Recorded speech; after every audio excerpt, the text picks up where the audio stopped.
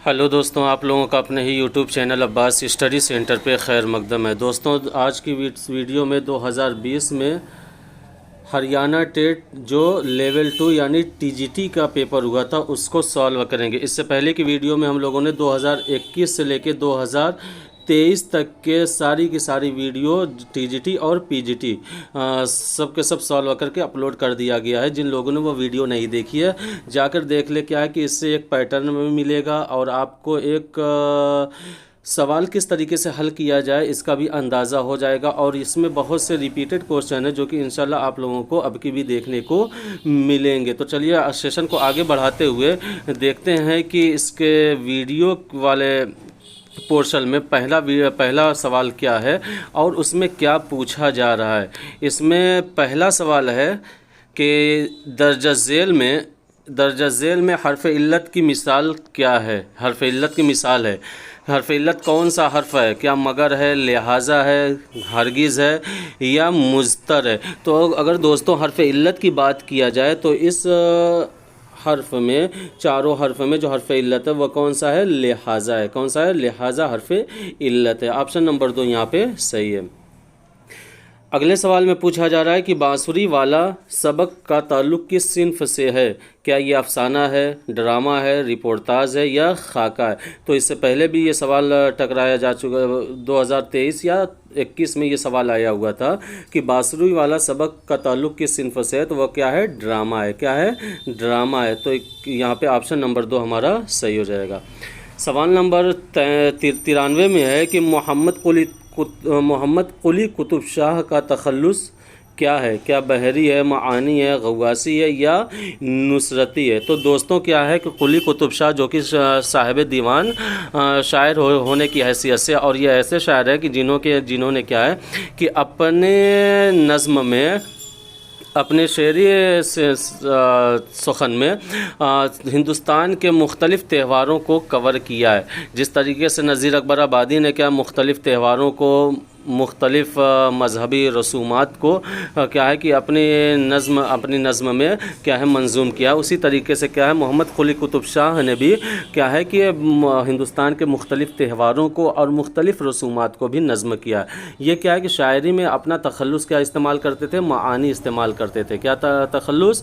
معانی استعمال کرتے تھے۔ آپشن نمبر 2 یہاں پہ ہمارا صحیح ہو جائے گا۔ سوال نمبر 94 میں ہے کہ ایجاز و اختصار کس صنف کی خوبی ہے؟ کیا یہ قصیدہ ہے، مرثیہ ہے، غزل ہے یا مثنوی ہے؟ تو دوستوں کیا ہے کہ غزل کے خصوصیات میں سے یا غزل کی خوبیوں میں سے ایک خوبی یہ بھی ہے کہ یہ کیا ہوتی ہے؟ ایجاز کے ساتھ ہوتی ہے اور اختصار کے ساتھ ہوتی ہے۔ ایجاز و اختصار یہ کس صنف کی خوبی ہے؟ یہ غزل کی خوبی ہے۔ کس کی خوبی ہے؟ غزل کی خوبی ہے۔ آپشن نمبر 3 یہاں پہ صحیح ہے۔ اگلے سوال میں کیا ہے کہ یہ بھی آپ کا ٹکرایا ہوا ریپیٹڈ کوشچن ہے کہ کیا ہے تلوک چند کا تخلص کیا ہے؟ تو کیا ہے؟ محروم ہے۔ کیا ہے؟ محروم ہے۔ آپشن نمبر 2 یہاں پہ صحیح ہے۔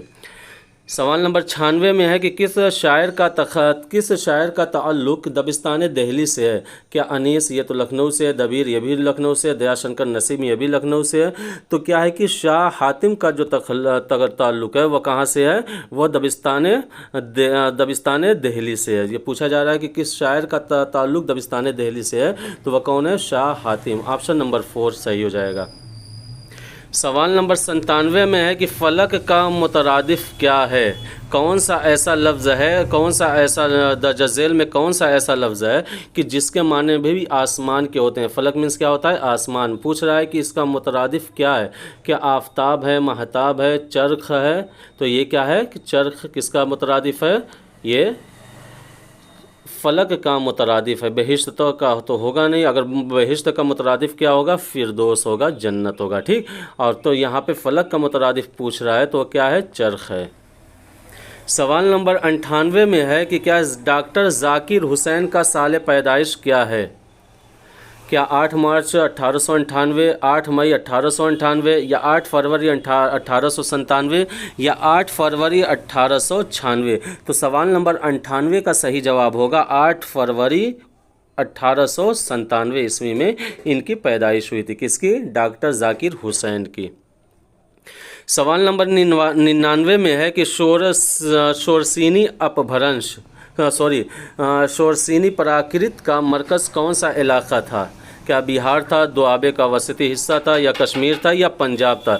तो दोस्तों शोरसीनी प्राकृत का अगर मरकज़ की बात किया जाए तो ये क्या था? दोआबे का वसती हिस्सा किसका मरकज़ था? वह शोरसीनी प्राकृत का। तो ऑप्शन नंबर 2 यहाँ पे हमारा सही हो जाएगा। ठीक,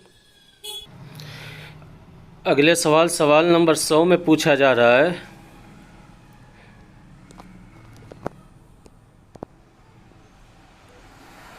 कि इंसान की ज़बान ही आग है, इंसान की ज़बान ही आग है, कभी यह खरमन जमा करती है, कभी इसमें आग लगाती है। यह जुमला किस सबक से माखूज़ है? अब यहाँ पे सबक का नाम दिया जा रहा है। क्या है? सोने का चूहा, या तोते की चालाकी, या मौका परस्त, या परिंदों का शहनाई। तो दोस्तों ये जुमला की क्या है कि इंसान की ज़बान ही आग है, कभी ये खरमन क्या है कि खरमन जमा करती है और कभी इसमें आग लगाती है। तो ये कहाँ, ये किससे लिया गया है? ये तोता की चालाकी सबक से लिया गया है। किससे लिया गया है? तोता की चालाकी सबक से लिया गया है। तो यहाँ पे ऑप्शन नंबर 2 हमारा सही हो जाएगा। फिर उसके बाद सवाल नंबर 101 में पूछा जा रहा है कि किसका ताल्लुक़ फोर्ट विलियम कॉलेज से है? क्या मोहम्मद हुसैन आज़ाद का है, वक़ारुल मुल्क का है, काजिम अली जवां का, या मेहदी अफादवी का है? तो दोस्तों फोर्ट विलियम कॉलेज का ताल्लुक़ क्या है? इन सबों में क्या है? काजिम अली जवां का है। किसका है? काजिम अली जवां का है। तो ऑप्शन नंबर 3 यहाँ पे हमारा सही है। अगले सवाल में है कि क्या नादान दोस्त सबक के मुसन्निफ़ कौन है? क्या मुंशी प्रेमचंद है, डॉक्टर ज़ाकिर हुसैन है, ख्वाजा हसन निज़ामी है, या पितरुस बुखारी है? तो 102 का सवाल 102 का कि सवाल नंबर 102 का कि नादान दोस्त ये सबक है किसका? मुंशी प्रेमचंद का सबक है। किसका है? मुंशी प्रेमचंद के ज़रिए लिखी हुई कहानी का नाम है और यह क्या है कि NCERT में भी शामिल निसाब क्या है? सबक है। ये किसका है? मुंशी प्रेमचंद का।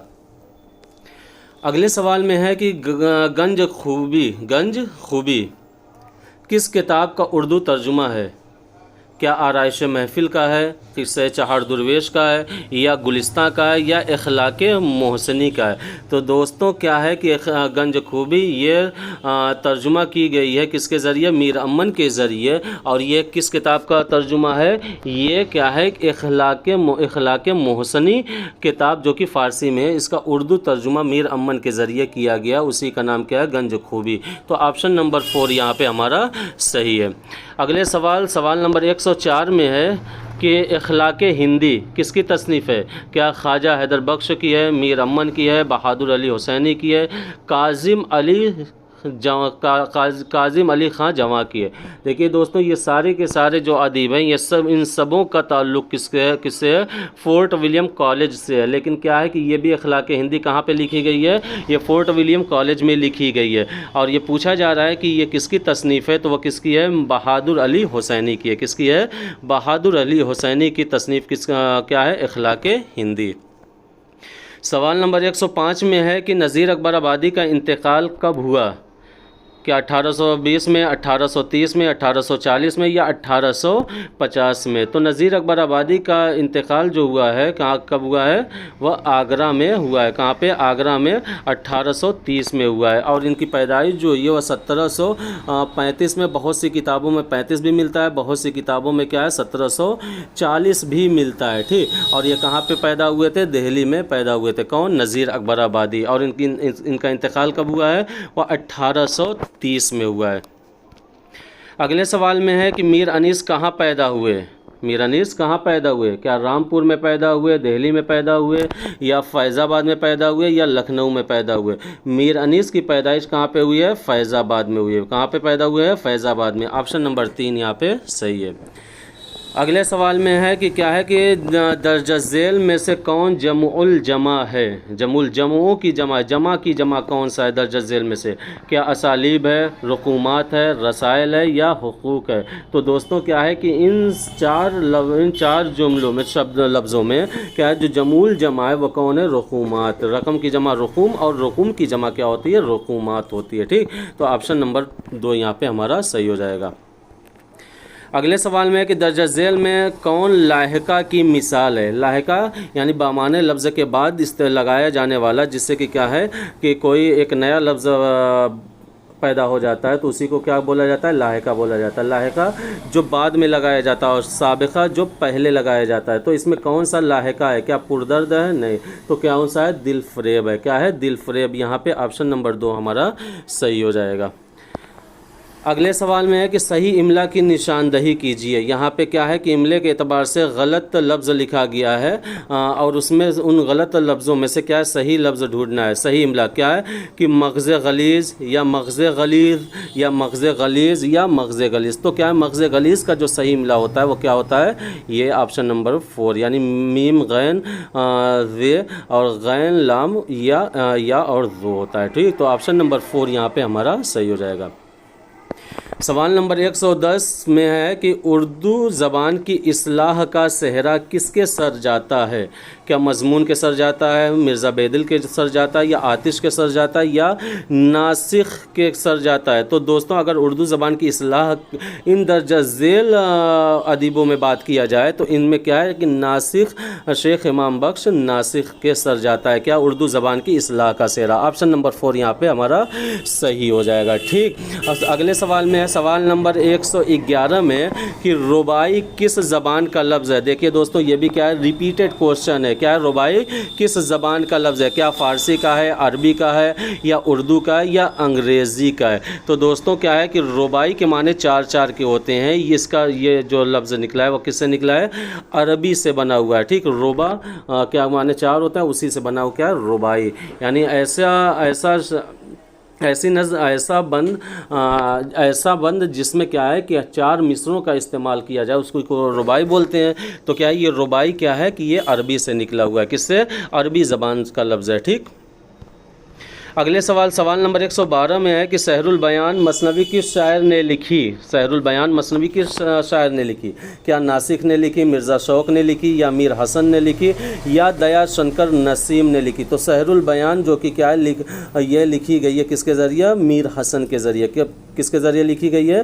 میر حسن کے ذریعہ۔ اور کیا ہے؟ گلزار نسیم، دیا شنکر نسیم کے ذریعے سحر البیان لکھی گئی ہے۔ تو آپشن نمبر 3 یہاں پہ ہمارا یعنی سحر البیان مثنوی کے شاعر نے لکھی ہے، میر حسن نے لکھی ہے۔ کس نے؟ میر حسن نے۔ آگے ہے کہ کیا ہے کہ انیس و دبیر کے زیادہ تر مرثیے کس حیت میں لکھے گئے ہیں؟ کیا مثلث میں لکھے گئے ہیں، مربع میں لکھے گئے ہیں، یا مخمس میں لکھے گئے ہیں، یا مسدس میں لکھے گئے ہیں؟ تو دوستوں اگر انیس و دبیر کی بات کیا جائے جنہوں نے کیا ہے کہ مرثیے کے میدان میں بہت ہی اہم کردار نبھایا ہے، تو اس میں کیا ہے انہوں نے زیادہ تر جو مراثی لکھے ہیں وہ کس حیت میں لکھے ہیں؟ مسدس کی حیت میں لکھے ہیں۔ کس حیت میں؟ مسدس کی حیت میں لکھے ہیں۔ آپشن نمبر 4 یہاں پہ ہمارا صحیح ہو جائے گا۔ سوال نمبر 114 میں ہے کہ نشیب کا متضاد ہے۔ نشیب کا متضاد کیا ہے؟ فاصلہ ہے، فراز ہے، خاتمہ ہے، یا مسافت ہے؟ تو دوستوں اگر بات کیا جائے کہ نشیب کے متضاد کی تو کیا ہوتا ہے؟ فراز وہ ہوتا ہے۔ بولا بھی جاتا ہے نشیب و فراز، نشیب و فراز بولا جاتا ہے۔ تو آپشن نمبر 2 یہاں پہ ہمارا صحیح ہے۔ اگلے سوال نمبر 115 میں ہے کہ کیا ہے کہ ویدک اور کلاسک سنسکرت کس دور کی زبانوں کو کہا جاتا ہے؟ ویدک اور کلاسک سنسکرت کس زبان کو کہا جاتا ہے؟ کیا قدیم ہند آریائی کو کہا جاتا ہے، وسطی ہند آریائی کو کہا جاتا ہے، یا جدید ہند آریائی کو کہا جاتا ہے، یا مشرقی ہند آریائی کو کہا جاتا ہے؟ تو دوستوں اگر ویدک اور کلاسک سنسکرت کا دور ہے تو کیا ہے کہ یہ قدیم ہند آریائی کو کہا جاتا ہے۔ کس کو؟ قدیم ہند آریائی کو۔ ٹھیک، آپشن نمبر 1 یہاں پہ ہمارا صحیح ہو جائے گا۔ سوال نمبر 116 ہے کہ کون سا رسم خط اردو میں مستعمل ہے؟ تو سب کوئی جانتا ہے کیا ہے؟ خط نستعلیق۔ کیا ہے؟ خط نستعلیق کیا ہے کہ اردو میں مستعمل ہے۔ ٹھیک، آپشن نمبر 2 یہاں پہ ہمارا صحیح ہو جائے گا۔ سوال نمبر 117 میں ہے کہ فیض آباد बजाय लखनऊ दारुल हुकूमत किस बादशाह के अहद में बना? क्या शुजाउद्दौला के ज़माने में बना, या सआदत खान के ज़माने में बना, या आसिफुद्दौला के ज़माने में बना, या वाजिद अली शाह के ज़माने में बना? तो दोस्तों अगर फैज़ाबाद से क्या है कि दारुल हुकूमत जो लखनऊ मुंतकिल हुआ है वह किसके ज़माने में? आसिफुद्दौला के ज़माने में हुआ है। किसके ज़माने में? आसिफुद्दौला के ज़माने में। ऑप्शन नंबर 3 यहाँ पे हमारा सही है। अगले सवाल में सवाल नंबर 118 में बाग़े उर्दू किस किताब का तर्जुमा है? बाग़े उर्दू किस किताब का तर्जुमा है? क्या गुलिस्तां का है, बाग़ो बहार का है, लैला मजनू का है, या तोता कहानी का है? तोता कहानी का है। तो 118 का सही जवाब होगा गुलिस्तां का। बाग़े उर्दू किसका तर्जुमा है? गुलिस्तां का तर्जुमा है। क्या? बाग़े उर्दू। ठीक। अगले सवाल में दस्तंबू किसकी तख्लीक है? दस्तंबू किसकी तख्लीक है? क्या हाली की है, आज़ाद की है, गालिब की है, या इस्माइल मेरठी की है? तो दस्तंबू क्या है? वो गालिब की तख्लीक है। किसकी तख्लीक है? गालिब की तख्लीक है। ऑप्शन नंबर 3 यहाँ पे हमारा सही है। सवाल नंबर 120 में है कि खालिस अरबी हुरूफ हैं कौन? फे, हे, जाल, टे, वे, जीम, सीन, फे, काफ, या बे, पे, ते। इन सबों में खालिस अरबी हुरूफ कौन से हैं? तो अगर बात किया जाए अरबी हुरूफ की तो यह क्या है कि ये पहला वाला ज़ुमरा क्या है कि ये खालिस अरबी हुरूफ है। फे है, हे है और जाल है। टे अरबी नहीं है। ठीक। और फे भी अरबी नहीं है और पे भी अरबी नहीं है। तो इस एतबार से ये क्या सारे के सारे कट जाएंगे। तो क्या है कि इसमें टे भी अरबी नहीं है और जे भी अरबी नहीं है, तो इसमें कट जाएंगे। तो ये क्या है कि फे, हे और जाल क्या है? ये खालिस अरबी हुरूफ हैं। ठीक। ऑप्शन नंबर 1 यहाँ पे हमारा सही है। सवाल नंबर 121 में ये भी क्या है? रिपीटेड क्वेश्चन है कि क्या ब्लैंक वर्स उर्दू में किस नज़्म को कहा जाता है? क्या पाबंद नज़्म को कहा जाता है, या नसरी नज़्म को कहा जाता है, या मुअर्रा नज़्म को कहा जाता है, या आज़ाद नज़्म को कहा जाता है? तो ब्लैंक वर्स क्या है कि ये इंग्लिश टर्म है, ये उर्दू में क्या है? नज़्म मुअर्रा को कहा जाता है। किसको कहा जाता है? नज़्म मुअर्रा को कहा जाता है। ऑप्शन नंबर 3 यहाँ पे हमारा सही हो जाएगा। अगले सवाल में है कि मौत का एक दिन मुअय्यन है। मौत का एक दिन मुअय्यन है, नींद क्यों रात भर नहीं आती? मौत का एक दिन मुअय्यन है, नींद क्यों रात भर नहीं आती? ये शेर किस शायर का है? ऑप्शन में है क्या है? मीर का, आतिश का, गालिब का, या मोमिन का? तो दोस्तों अगर इस शेर की बात किया जाए कि मौत का एक दिन मुअय्यन है, नींद क्यों रात भर नहीं आती, ये क्या है कि गालिब का शेर है। किसका शेर है? गालिब का शेर है। ऑप्शन नंबर 3 यहाँ पे हमारा सही है। सवाल नंबर 123 में पूछा जा रहा है कि एक देहाती लड़की का गीत के शायर कौन है? क्या इस्माइल मेरठी है, हामिद हसन कादरी हैं, अख्तर शीरानी है, या मौलाना हाली है? ये भी क्या NCERT में शामिल निसाब नज़्म है, एक देहाती लड़की का गीत। तो इसके जो शायर हैं वो कौन है? अख्तर शीरानी है। कौन है? अख्तर शीरानी। ऑप्शन नंबर 3 यहाँ पे हमारा सही हो जाएगा। सवाल नंबर 124 में है कि इत्तेहाद व इत्तेफाक किसकी मिसाल है? क्या साबिका की है, लाहिका की है, मुतरादिफात की है, या मुतजाद की है? तो क्या इत्तेहाद व इत्तेफाक क्या है कि ये दोनों मुतरादिफ लफ्ज़ हैं। किसके हैं? क्या कौन से लफ्ज़ हैं? मुतरादिफ लफ्ज़ हैं। तो यहाँ पे क्या होगा? मुतरादिफात सही हो जाएगा। क्या सही हो जाएगा? मुतरादिफात सही हो जाएगा। ऑप्शन नंबर 3 यहाँ पे सही है। सवाल नंबर 125 में है कि मौलाना अबुल कलाम आज़ाद ने गुबार ख़ातिर में अपने किस दोस्त के नाम ख़त लिखे थे? क्या अब्दुल माजिद दरियाबादी के नाम ख़त लिखे थे, मेहदी अफादवी के नाम ख़त लिखे थे, या हबीबुर रहमान ख़ान शेरवानी के नाम लिखे थे, या महमूद शीरानी के नाम लिखे थे? तो दोस्तों क्या है कि मौलाना अबुल कलाम आज़ाद ने क्या हबीबुर रहमान ख़ान शेरवानी के नाम खतूत लिखे थे। क्या है? ऑप्शन नंबर 3 यहाँ पर हमारा सही है। आगे है कि सवाल नंबर 126 में कि दर्जा झेल में कौन सी तसनीफ़ का ताल्लुक़ सर सैयद से नहीं है? क्या आसारुस्सनादीद वो तसनीफ़ है कि जिसका ताल्लुक़ सर सैयद से नहीं है, या खुतबात अहमदिया है, या असबाब बगावत हिंद है, या शेरुल अजम है? तो दोस्तों अगर आसारुस्सनादीद की बात किया जाए तो ये भी सर सैयद की है, खुतबात अहमदिया भी है, असबाब बगावत हिंद भी है, और शेरुल अजम ये किसकी तसनीफ़ है? ये शिबली नोमानी की है। तो ऑप्शन नंबर 4 यहाँ पर हमारा सही हो जाएगा।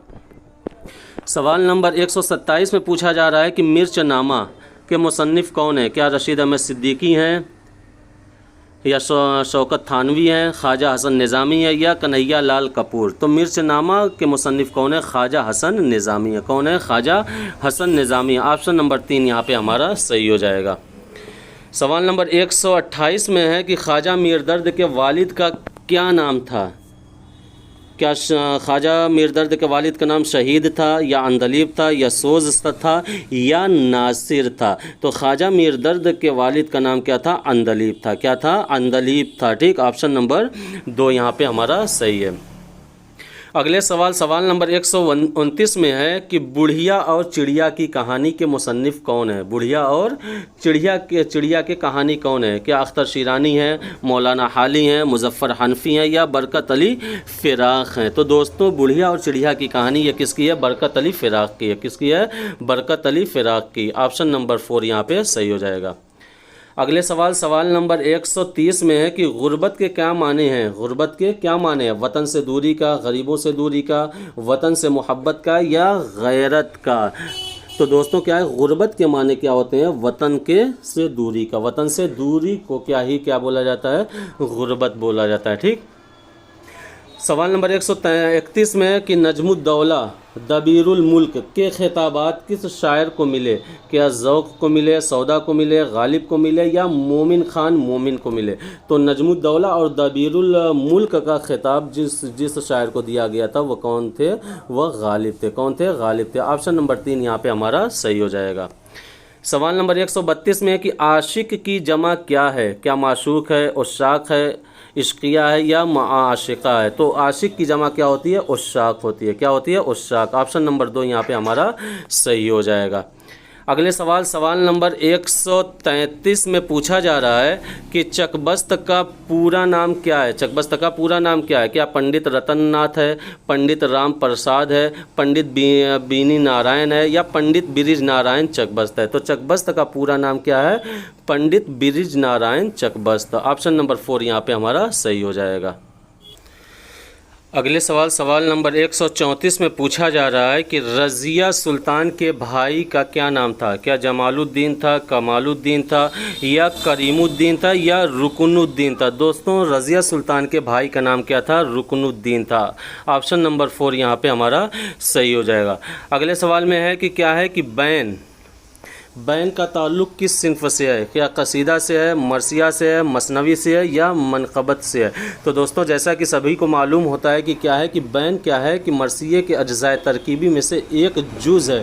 کس کا؟ مرثیے کے اجزاء ترکیبی میں، جو کہ آخری جز بھی مانا جاتا ہے۔ مرثیے کا آخری جز کیا ہوتا ہے؟ بین ہوتا ہے۔ تو یہ کس سے تعلق ہے؟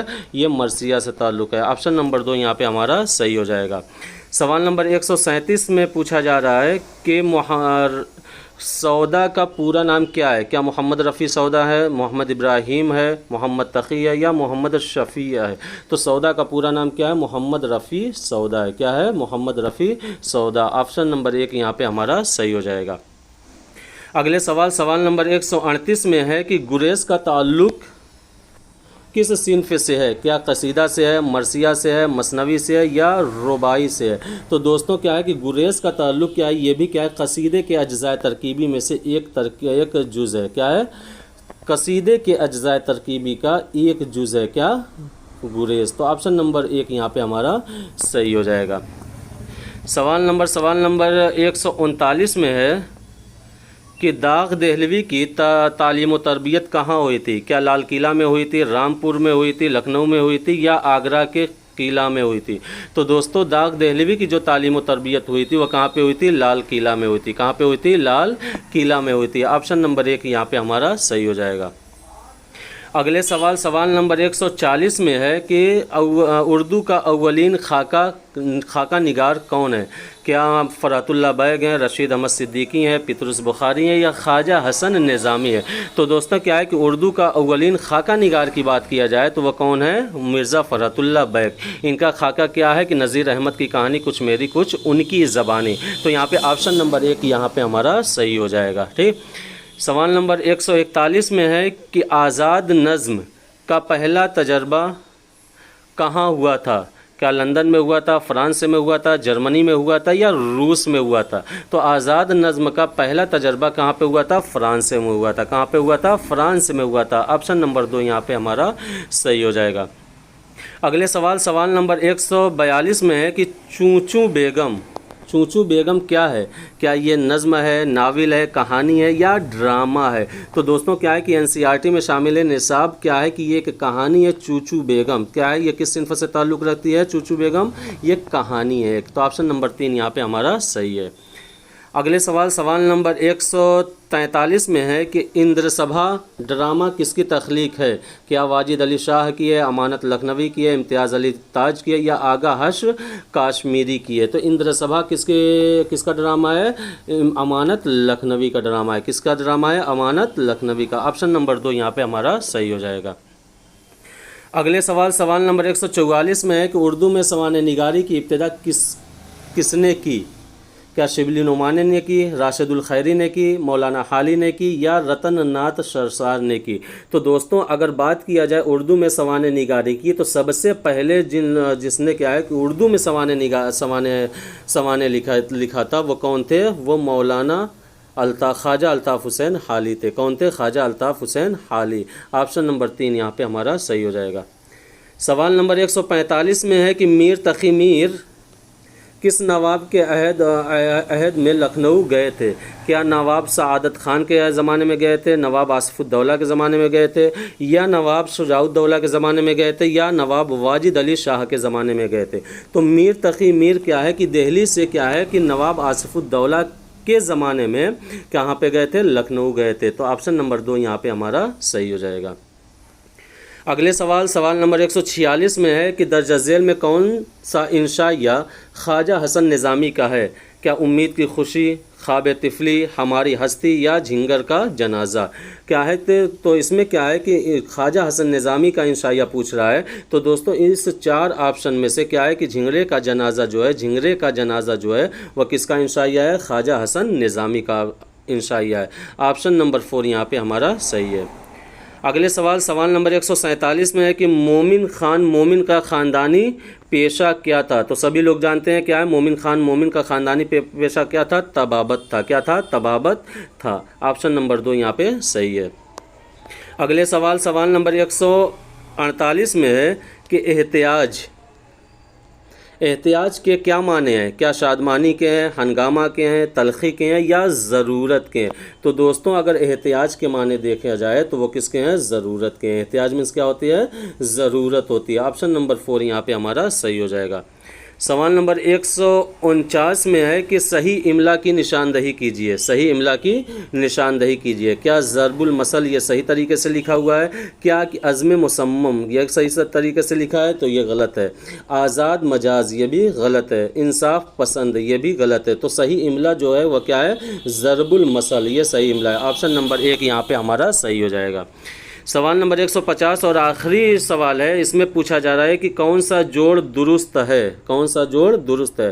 क्या शमा शमीम दुरुस्त है, शहर और शोहरत दुरुस्त है, जहर और जोहर दुरुस्त है, तो या लफ्ज़ और अल्फाज दुरुस्त है? तो दोस्तों क्या है कि इन चारों ऑप्शन में हमारा लफ्ज़ और अल्फाज क्या है? ये दुरुस्त है। लफ्ज़ और अल्फाज। ऑप्शन नंबर 4 यहाँ पे हमारा सही हो जाएगा। तो दोस्तों उम्मीद है कि वीडियो बहुत ही पसंद आई होगी। तो वीडियो को लाइक करें, शेयर करें, सब्सक्राइब करें और जहाँ तक हो सके अपने दोस्तों को भी क्या है वीडियो को शेयर करें और क्या है चैनल को सब्सक्राइब करने का मशवरा दें। मिलते हैं अगली वीडियो में 2020 के पीजीटी के प्रीवियस ईयर क्वेश्चन के साथ। जब तक कि आप लोग क्या है अपने अपने एग्ज़ामात की इम्तिहानात की तैयारी में लगे रहें।